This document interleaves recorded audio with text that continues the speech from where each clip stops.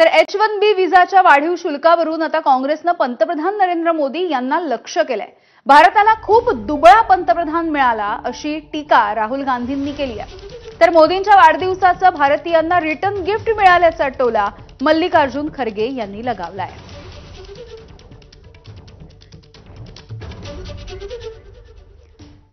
तर या दोघांनी नेमकं काय म्हटलं आहे, काय एक्सपोस्ट केली आहे बघूयात।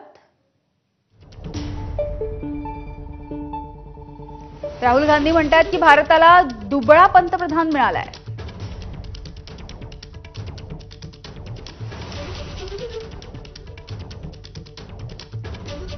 तर काँग्रेसचे मल्लिकार्जुन खरगे यांनी सुद्धा ट्विट केलंय। मोदींना ट्रम्प यांनी केलेल्या व्हिडिओ कॉलच्या नंतर मिळालेल्या रिटर्न गिफ्टमुळे भारतीयांना वेदना झाल्या।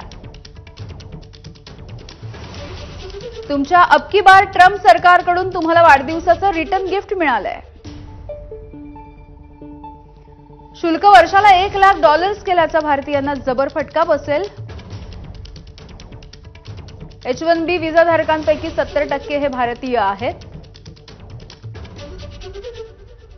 आधीच 50% टॅरिफ लावल्यामुळे 10 विविध क्षेत्रांमध्ये 2,17,000 कोटींचं नुकसान झालंय। भारतीय नोकरदारांना लक्ष ठेवून हे केलं जात आहे।